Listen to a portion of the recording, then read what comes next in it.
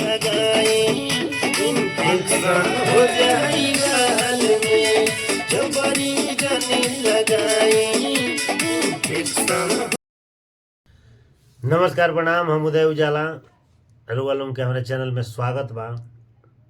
और कहे के चाहतनी कि एगो होली में बहुत प्यारा सॉन्ग रिलीज भइल बा जौना का नाम बा इन्फेक्शन हो जाई गाल में। और में एक्टिंग कैले बड़े हई बबुआ शुभम कुमार। तो ये गीत के जाई लो हमारा ऑफिशियल चैनल उदय उजाला सरगम पर। आ गीत के जरूर सुनी लो, बहुत मस्त सॉन्ग बा, लोग पसंद कर रहा बा।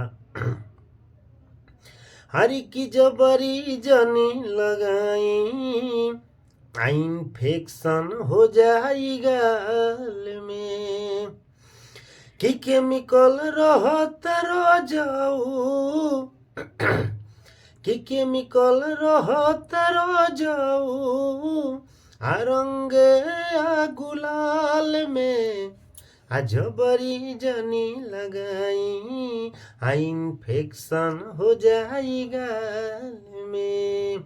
गीत के लिखले बानी हसमत इरफान जी, आ म्यूजिक दिले बानी हमार संजय चौहान, दिल्ली रिकॉर्ड भइल बा।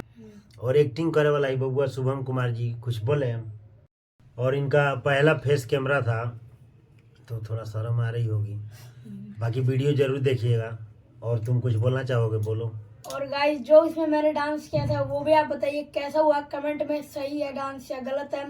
और अगर जो डांस में स्टेप्स गलत होंगे उसको मैं सुधार करूंगा, आप लोग कमेंट में बताइए। और गाने को सुनिए, प्यार दुलार दीजिए।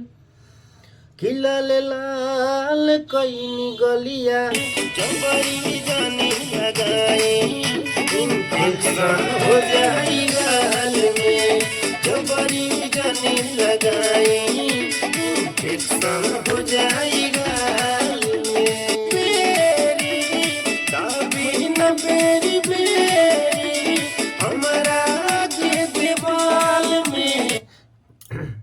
चलिए तो थोड़ा सा गाना भी सुना दिया। आप लोग जाइए उदय उजाला ऑफिशियल चैनल पे, गाना मिलेगा, वीडियो सॉन्ग है। और इनका पहला कैमरा से शूट हुआ है, बड़े कैमरे पे पहले बार गए हैं। तो देखते हैं आप लोग का प्यार दुलार मिले। ओके।